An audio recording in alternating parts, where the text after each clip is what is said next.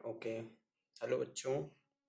तो इस नए वीडियो में आप सभी का स्वागत है। पिछली वीडियो में हमने क्या देखा था? प्लेन का इक्वेशन हम लोग पढ़ रहे हैं। तो उसी क्रम में हम आज एक और प्लेन का इक्वेशन देखेंगे जो हमारा चैप्टर नंबर 11 का है। 6.5 नंबर का कॉन्सेप्ट ये हमारे एनसीईआरटी की बुक में दिया हुआ है। तो क्या है? Plane passing through the intersection of two given planes, मतलब कि दो गिवन प्लेन है उसके इंटरसेक्शन जो प्लेन पास कर रहा है हमें उसका इक्वेशन निकालना है। ओके। तो प्लेन से पहले हम इसको 2D में देखते हैं। प्लेन 3D हो जाएगा तो हम 2D में देखते हैं। 2D में हम लोगों ने देखा था कि अगर दो लाइन इंटरसेक्ट कर रही हैं, सपोज ये लाइन L1 है, ओके, और ये लाइन L2। L1 और L2 एक दूसरे को इंटरसेक्ट करेंगे तो क्या मिलेगा? एक पॉइंट मिलेगा, जैसा कि आप लोग देख रहे होगे यहाँ पे इंटरसेक्ट कर रहा है। ठीक है। उसी तरीके से सपोज अगर हम दो प्लेन को इंटरसेक्शन कराते हैं, दो प्लेन का इंटरसेक्शन कराते हैं, सपोज हमारा एक प्लेन ये है, हम क्या कर रहे हैं? दो प्लेन का इंटरसेक्शन करा रहे हैं। तो देखते हैं क्या मिलता है। एक प्लेन ये हो गया और हमने एक प्लेन ये ड्रॉ कर लिया। ओके। सो हम देख रहे हैं, ओके, सो प्लेन अगर हम इसको सपोज नाम दे रहे हैं हम पाई 1। ओके, इसको हमने नाम दे दिया पाई 1। और इसी तरीके से हम दूसरे का नाम दे देंगे हम पाई 2। जिस तरीके से L1 और L2 हम लाइन को L1 L2 से दिखाते हैं, उसी तरीके से प्लेन को पाई 1 और पाई 2 से दिखाते हैं। ये कुछ भी हो सकता है, ये हमने यहाँ पे मान लिया है पाई 1 और पाई 2। अब आप देख रहे हो जब दो लाइन इंटरसेक्ट करता है तो हमें क्या मिलता है? एक पॉइंट मिलता है। और यहाँ पे देख रहे होगे अगर एक प्लेन दूसरे प्लेन को इंटरसेक्ट करेगा तो हमें क्या मिलेगा? एक लाइन मिलती है। ठीक। तो ये 2D से 3D में ये कन्वर्जन होता है। अगर 2D में अगर देखते हैं तो एक पॉइंट मिलता है, दो लाइन इंटरसेक्ट करता है। और 3D में अगर दो प्लेन इंटरसेक्ट कर रहा है तो हमें एक लाइन मिलता है। यहाँ पे पॉइंट मिल रहा था, यहाँ पे लाइन मिलता है। ठीक है। तो अगर हम अपने लाइन के कॉन्सेप्ट को रिकॉल करें, आप लोगों ने पहले पढ़ चुका होगा, अगर कोई नहीं पढ़ा तब भी यहाँ से देख सकता है कि अगर हमें कोई ऐसी इक्वेशन निकालना है जो इन दोनों लाइन के इंटरसेक्शन से होके जा रहा हो, सपोज इस तरीके से कोई जा रहा हो। अभी बताओ इस एक पॉइंट से कितनी लाइनें खींची जा सकती हैं? इनफाइनाइट लाइनें। जैसे एक लाइन ये हो गया, एक लाइन ये हो गई, एक लाइन ये हो गई। मीन्स क्या है? इनफाइनाइट लाइंस खींची जा सकती हैं। और उन लाइंस की कैरेक्टरिस्टिक क्या होगी? गुण क्या होगा कि वो इन दोनों लाइन के इंटरसेक्शन से होके जाता है। तो इस इन सभी लाइनों को बोला जाता है family of lines passing through the intersection of two lines. यानी कि एक ग्रुप ऑफ लाइंस होगा जो L1 और L2 के इंटरसेक्शन से होके जा रहा हो। तो उसका इक्वेशन हम लिखते थे L1 plus lambda times L2 equal to 0। ठीक। अगर पहली लाइन का इक्वेशन L1 है, L1 इक्वल टू 0। दूसरी लाइन का इक्वेशन है, पहली लाइन का इक्वेशन L1 इक्वल टू 0 अगर है, दूसरी लाइन का इक्वेशन L2 इक्वल टू 0। ठीक। तो अगर हमें इस फैमिली का इक्वेशन निकालना हो, ग्रुप ऑफ लाइंस का, फैमिली ऑफ लाइंस का जो इस पॉइंट से होके जाए, तो क्या करते थे हम? दोनों इक्वेशन को लैम्डा टाइम्स करके जोड़ के एक इक्वेशन में दूसरे इक्वेशन का लैम्डा टाइम्स जोड़ के 0 करा देते थे। तो इस तरीके से हमें जो इक्वेशन मिलता था वो क्या मिलता था? ऐसे ग्रुप ऑफ लाइंस का जो इस पॉइंट से होके जाए। ठीक है। अब इसी में अगर किसी को क्वेश्चन में अगर किसी स्पेसिफिक लाइन चाहिए होता, सपोज इस लाइन से चाहिए होगा, तो क्या करेगा? एक पॉइंट दे देगा यहाँ पे कि इन दोनों के इंटरसेक्शन से जाए प्लस इस पॉइंट से होके गुजरे। कोई भी एक कंडीशन दे देगा। हम मान ले रहे हैं कि एक कंडीशन दिया होगा कि इस पॉइंट से होके जा रहा है। तो क्या करेंगे हम? L1 इस जो हमारा इक्वेशन आया इसमें उस पॉइंट को पुट करेंगे, यहाँ से हमारा लैम्डा निकल जाएगा। ठीक। हमें वो यूनिक लाइन मिल जाएगा। ठीक है। अब इसी तरीके से हम आते हैं अपने लाइन के प्लेन के कॉन्सेप्ट पे। ठीक, सेम उसी तरीके से अगर दो प्लेन इंटरसेक्ट कर रहा है तो इसके इंटरसेक्शन से ये जो लाइन मिल रहा है इससे कितनी प्लेन पास करेंगे, इनफाइनाइट प्लेन। सपोज कुछ प्लेन हम बना दे रहे हैं,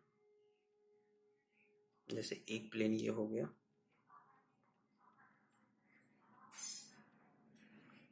उसके इंटरसेक्शन से पास हो रहा है।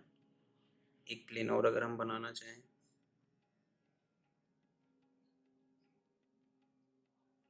कहाँ से जा रहा है, उसके इंटरसेक्शन से जा रहा है। इसी तरीके से कितनी प्लेन बन जाएंगे, इनफाइनाइट प्लेन बन जाएंगे। ठीक, अब इस इनफाइनाइट जो ग्रुप ऑफ प्लेन है इसका अगर हमें इक्वेशन लिखना हो तो क्या करेंगे हम, सीधा हम क्या करेंगे, जैसे यहाँ पे हमने 2D में किया था L1 प्लस लैम्डा L2, तो यहाँ पे क्या कर देंगे, जो हमारा पाई 1 हो जाएगा plus lambda pi 2 equal to 0। Okay, so ये हमारा हो जाएगा फैमिली ऑफ प्लेन या ग्रुप ऑफ लाइंस, जो ग्रुप ऑफ प्लेन जो इन दोनों प्लेन के इंटरसेक्शन से होके जा रहा हो। ठीक है, अब सेम जैसे अगर उसको किसी स्पेसिफिक प्लेन की जानकारी चाहिए होगी, उसका इक्वेशन चाहिए होगा, तो हमें एक कंडीशन देगा जो हम उसमें पुट करके लैम्डा की वैल्यू निकाल लेंगे। ठीक, तो हमारा वो इक्वेशन आ जाएगा। सपोज हम इसमें से एक प्लेन पाई 3 मान ले रहे हैं। ठीक, तो इस प्लेन का इक्वेशन क्या हो जाएगा, उस ग्रुप ऑफ प्लेन का पाई 3। बस कुछ नहीं करना है, दोनों प्लेन में, एक प्लेन में दूसरे प्लेन का लैम्डा टाइम्स करके जोड़ देना। ठीक है, ये ग्रुप ऑफ प्लेन्स का इक्वेशन आ जाएगा। अब देखो, इसको अगर हमें वेक्टर फॉर्म में लिखना हो तो प्लेन का इक्वेशन वेक्टर फॉर्म में कैसे लिखा जाता है, पीछे हम पढ़ चुके हैं, R dot N cap equal to D. Okay, R dot N cap equal to D, ये वेक्टर फॉर्म में प्लेन का इक्वेशन होता है। अब इसी को अगर हम, सपोज ये हमारा पाई 1 प्लेन का इक्वेशन दिया हुआ है। ठीक, तो इसमें हम क्या करते हैं, पाई 1 है तो यहाँ 1 1 कर दे रहे हैं। ठीक, इसी तरीके से सपोज हमारा पाई 2 प्लेन का वेक्टर फॉर्म में इक्वेशन दिया हुआ है, vector are dot N cap, इसको 2 कर देते हैं प्लस इक्वल टू D2। ठीक, ये हमें मिल गया। अब इसी को हम क्या करते हैं, इसको सीधा इसमें पुट कर देंगे। चलो पुट कर दो, पाई 1 कितना हो जाएगा यहाँ से, इसमें हमें सभी टर्म को एक साइड ले जाना पड़ेगा, 0 करना पड़ेगा। ठीक है, तो यहाँ से हो जाएगा vector are dot N1 cap minus D1 equal to 0। यहाँ से हो जाएगा vector are dot N2 cap minus D2 equal to 0। ठीक, अब पाई 1 और पाई 2 इक्वेशन, इस पाई 1 पाई 2 की जो इक्वेशन आया उसको इस इक्वेशन में फैमिली ऑफ प्लेन वाले इक्वेशन में हम पुट कर देंगे।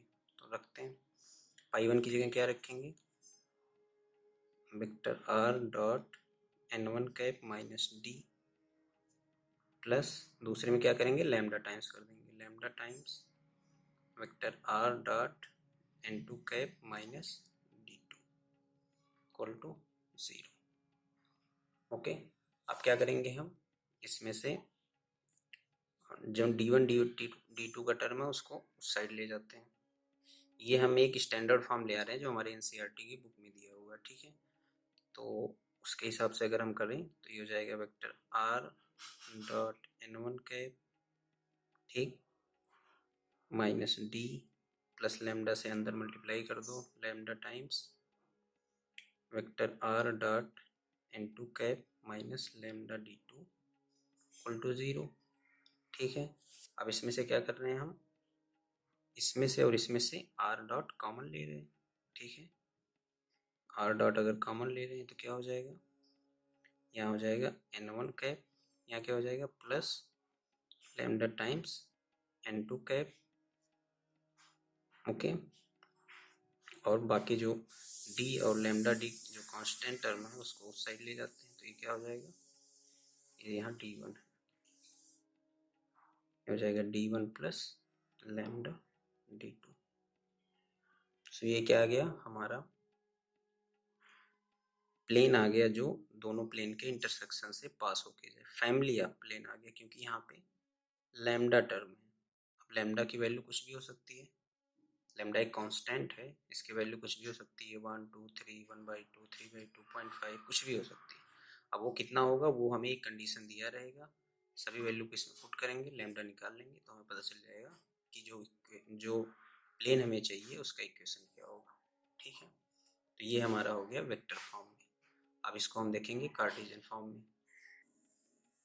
कार्टेशियन फॉर्म यानी कि एक्स वाई जेड फॉर्म। तो कार्टेशियन फॉर्म के लिए हमें क्या करना पड़ेगा, वेक्टर आर की जगह हम क्या रखते हैं, एक्स आई प्लस वाई जे प्लस जेड के कैप। ठीक, और एन वन कैप हमारा जो दिया हुआ है इसकी जगह हम रखेंगे ए1 आई कैप बी2 जे कैप। ये एन वन और एन टू क्या है, जो हमारा प्लेन दोनों दिया हुआ था पाई 1 पाई 2 प्लेन, उस प्लेन का नॉर्मल वेक्टर है, उस प्लेन के नॉर्मल जो यूनिट वेक्टर है। ठीक, तो सपोज हमारा यहाँ से जो n1 वेक्टर है, अब देखो यहाँ पे यूनिट वेक्टर था लेकिन हम जब वो कार्टेशियन फॉर्म में दिखाते हैं तो उसको वेक्टर फॉर्म में लेके चलते हैं। इसको यूनिट बनाने के लिए आपको क्या करना पड़ेगा, इसके मैग्नीट्यूड से डिवाइड करना पड़ेगा। ठीक है, तो suppose a1i plus b1j plus c1k cap. ठीक, और इसी तरीके से हमारा जो n2 वेक्टर हो जाएगा a2i cap plus b2j cap plus c2k cap. अब सभी वैल्यू को हम इसमें क्या करेंगे, पुट करेंगे। ठीक है, इसके बाद जो हमारा फाइनल इक्वेशन आएगा उसको हम लिख दे रहे हैं, आप इसको पुट करके सबका अरेंज करके आप देख लेना। ठीक है, तो जो हमारा फाइनल इक्वेशन आ जाएगा वो आ जाएगा a1x plus b1y plus c1z minus d1 plus lambda times same वही a2x b2y plus c2z minus d2 equal to 0। ये हो गया हमारा कार्टेशियन फॉर्म। इसमें ऐसा आपको कुछ भी नहीं याद रखना, ना वेक्टर फॉर्म याद रखना है ना कार्टेशियन फॉर्म याद रखना है। बस आपको क्या याद रखना है, शुरू में जो बताया गया था ये pi 1 plus lambda pi 2 equal to 0। अगर आपको वेक्टर फॉर्म में क्वेश्चन में पूछा है तो हम पाई 1 और पाई 2 वेक्टर फॉर्म में रखेंगे। अगर कार्टेशियन फॉर्म में पूछा है तो पाई 1 और पाई 2 कार्टेशियन फॉर्म में रखेंगे, हमें ये दोनों मिल जाएगा। इन दोनों को हमें याद करने की ज़रूरत नहीं है। ठीक है, तो हम एक क्वेश्चन देखते हैं, इस पे बेस्ड है example number 20। Okay, example number 20 है, find the vector equation of the plane passing through the intersection of the planes इतना एंड द पॉइंट इतना एंड इतना। ओके, हमें दो प्लेन्स का जो दिया हुआ है वेक्टर इक्वेशन दिया हुआ, ठीक है, और हमें निकालना क्या है, इन दोनों प्लेन के इंटरसेक्शन से जो प्लेन पास कर रहा हो उसका इक्वेशन। जो एक चीज, एक कंडीशन देखो इसमें और दिया हुआ है कि जो 1,1,1 से पास हो। ठीक, यानी कि हमें फैमिली ऑफ प्लेन पहले निकालना है, फिर उस फैमिली ऑफ प्लेन में से एक प्लेन ऐसा निकालना है जो इस पॉइंट से होके पास हो रहा हो। ठीक, तो हमें वेक्टर फॉर्म में दोनों इक्वेशन दिया हुआ है, उसको लिख ले रहे हैं पहले। Are dot i plus j plus के इक्वल टू 6। ठीक, ये हमारा कौन सा प्लेन दिया हुआ है, पाई 1 मान लो। इसी तरीके से पाई 2 प्लेन दिया हुआ है, vector are dot 2i plus 3j plus 4k, 2i plus 3j plus 4k equal to -5। ठीक, तो हम क्या जानते हैं, जो इंटरसेक्शन से जो हमारा प्लेन पास करेगा उसका इक्वेशन क्या होता है, अभी हमने पिछले कॉन्सेप्ट में देखा था यहाँ पे। ठीक, अगर पाई 1 पाई 2 के इंटरसेक्शन से कोई प्लेन पास कर रहा है तो उसका फैमिली इक्वेशन क्या होता था, pi one plus lambda pi two equal to 0। ठीक, बस इसी कॉन्सेप्ट को आगे बढ़ाते हैं। तो हमारा जो फैमिली इक्वेशन हो जाएगा उस प्लेन का, pi one plus lambda pi two equal to 0।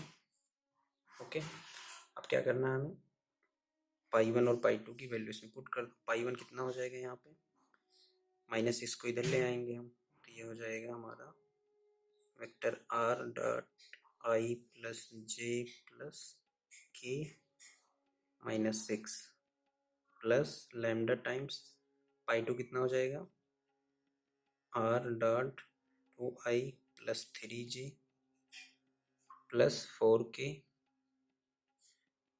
And ये आ जाएगा प्लस 5 इक्वल टू 0। ओके, तो ये अब इसी को हमें क्या कर लेना है, सिंप्लीफाई कर लेना है।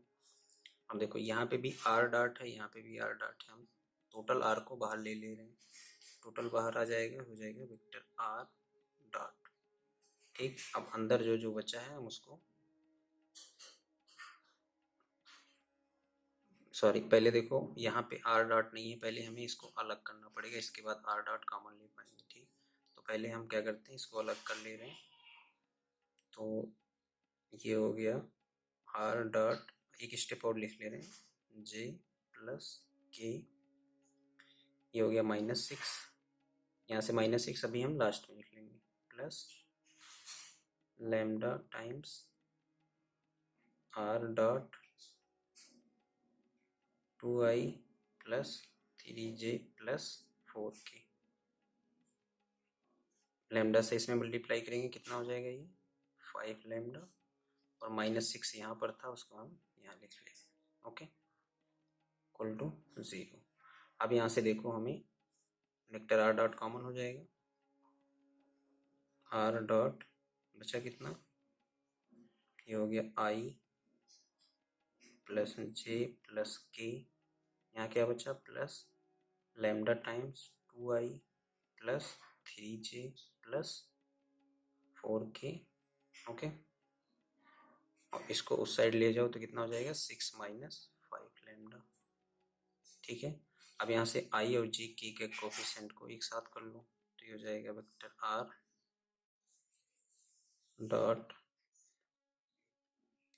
यहाँ से देखो i का कोफिशिएंट 1, यहाँ पे 2 लैम्डा, 1 प्लस 2 लैम्डा i है, प्लस फिर यहाँ से j का कोफिशिएंट 1, j का coefficient 3 lambda j cap, plus यहाँ 1 k का कोफिशिएंट प्लस k का 4 lambda equal to 6 minus 5 lambda. तो ये हमारा क्या हो गया, वो फैमिली ऑफ इक्वेशन प्लेन का जो दोनों प्लेन के इंटरसेक्शन से होके जा रहा है। ठीक है, ये आ गया हमारा वेक्टर फॉर्म। ओके, अब देखो हम पूरा क्वेश्चन चाहें तो वेक्टर फॉर्म से सॉल्व कर सकते हैं या कार्टेशियन फॉर्म से। इसमें देखो क्वेश्चन में कुछ भी दिया नहीं हुआ है, ठीक है, तो सभी क्वेश्चन में वेक्टर फॉर्म में दिया हुआ, तो हम वेक्टर फॉर्म में ही लेके चल रहे हैं। अब उसमें हम क्या करेंगे, हमारा जो पॉइंट आर है, एक कंडीशन हमें और दिया हुआ, क्या है वो, जो हमारा प्लेन है वो पॉइंट 1,1,1 से पास होता है। ठीक, तो इस पॉइंट का पोजीशन वेक्टर क्या हो जाएगा, पोजीशन वेक्टर क्या हो जाएगा, i प्लस जे प्लस के, 1i plus 1j plus 1k। ठीक, अब इसी जो हमारा पॉइंट है इसको, ये जो फैमिली इक्वेशन है इसमें पुट कर देंगे, यानी कि r की जगह हम लिख देंगे i प्लस जे प्लस के, तो हमें क्या मिल जाएगा, लैम्डा की वैल्यू मिल जाएगी। फिर उसी लैम्डा को इसमें पुट कर देंगे तो हमें जो हमें इक्वेशन चाहिए वो मिल जाएगा। ठीक है, इसको उसमें रखो, r की जगह हम रख दे रहे हैं i plus j plus k. ठीक है, dot 1 plus 2 lambda i cap plus 1 plus 3 lambda j cap plus 1 plus 4 lambda k cap equal to 6 minus 5 lambda. अब देखो यहाँ पे डॉट प्रोडक्ट है, डॉट प्रोडक्ट में क्या होता है, आई जे जे के का कोफिशिएंट का मल्टीप्लाई हो जाता है। ठीक है, तो यहाँ 1 है, यहाँ पे 1 + 2 लैम्डा कितना हो जाएगा, 1 + 2 लैम्डा। ठीक, फिर प्लस यहाँ जे का कोफिशिएंट 1, यहाँ जे का कोफिशिएंट 1 + 3 लैम्डा। ठीक, फिर यहाँ पे के का कोफिशिएंट 1, यहाँ के का 1 + 4 लैम्डा, तो ये हो गया 1 + 4 लैम्डा। समझ में आ रहा है ना, कोफिशिएंट कोफिशिएंट का गुणा कर रहे हैं, इक्वल टू हमारा हो गया 6 माइनस 5 लैम्डा। अब देखो 2 लैम्डा यहाँ पर है, 3 यहाँ, 5 हो गया, 4 यहाँ, 9 लैम्डा। यहाँ पे 1 2 3 + 3 equal to 6 minus 5 lambda. Okay, ये 5 लैम्डा इधर आ जाएगा, कितना हो जाएगा, 9 और 5 14 लैम्डा। ओके, ये 3 जाएगा उधर, -3 हो जाएगा, 6 माइनस 3 3 हो जाएगा। ओके, तो लैम्डा की वैल्यू कितना आ जाएगी, 3/14। अब इसी लैम्डा को हम इस इक्वेशन में पुट कर देंगे, हमारे रिक्वायर्ड जो हमारा इक्वेशन होगा वो हमें मिल जाएगा। ओके, इसमें पुट करते हैं हम, लैम्डा की जगह हमें क्या रखना है, 3/40। ठीक है, तो हम रखते हैं, ये हो जाएगा, किस में रखना है, हमें इसमें रखना है, तो ये हो जाएगा वेक्टर r डॉट 1 + 2, लैम्डा की जगह क्या रखना है, 3/40 आई कैप प्लस 1 + 3 इंटू लैम्डा की जगह 3/14 जे cap plus 1 + 4 into 3/14 k cap equal to 6 minus 5 into 3/14। Okay, so अब क्या करना है, हमें इसको सिंप्लीफाई कर लेना है। तो यहाँ पे कितना हो जाएगा, r डॉट, इसको थोड़ा छोटा छोटा लिख रहे हैं क्योंकि इसी में आ जाए, नहीं तो नेक्स्ट पेज पे जाना पड़ेगा। सो यहाँ पे देखो, ये हो जाएगा 3 × 2 6 एंड यहाँ पे हो जाएगा 14 14 और 6 20/14। ओके, 20/14 आई कैप पर देखो, 3 × 3 9 और 14 और 9 कितना हो जाएगा, 23/14 जे कैप प्लस यहाँ पे हो गया 14 + 4 × 3 12, तो ये हो गया 26/14 के कैप, और इधर हो गया 5 × 3 15, तो 15 और 14 × 6 84, ऐसे 15 जाएगा, कितना जाएगा 69 /14। अब देखो सभी में 14 है, सभी टर्म में 14 है, क्या कर रहे हैं हम, 14 से सब में क्या कर दो, 14 या तो सबका काट दो या करो कि सभी टर्म में 14 से मल्टीप्लाई कर दो, कितना आ जाएगा, r dot 20i plus 23j plus 26k equal to 69, ये 69 है। ओके, सो ये आ गया हमारा रिक्वायर्ड इक्वेशन। ओके, 69 है। ठीक है, तो एक बार फिर से हम देख ले रहे हैं हम अपना प्रोसेस क्या क्या किए हैं। पहले हमें क्या दिया हुआ था, 2 लाइन का वेक्टर फॉर्म में इक्वेशन दिया हुआ था, तो हमें जो फैमिली ऑफ प्लेन का इक्वेशन हो जाएगा, तो दोनों के इंटरसेक्शन से पास होगा, वो क्या हो जाएगा, π1 + λ/2।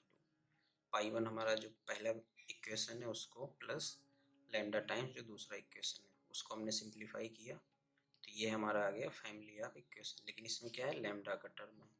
अब लैम्डा की वैल्यू निकालने के लिए हमें एक कंडीशन और दिया हुआ है कि जो ये प्लेन है वो 1.111 से पास होके जा रहा है। फिर हमने आर की जगह वही 111 यानी आई प्लस जे प्लस के रख दिया। फिर यहाँ से हमें लैम्डा की वैल्यू मिल गई। ठीक, फिर इसी लैम्डा की वैल्यू को हमने क्या किया, इस इक्वेशन में पुट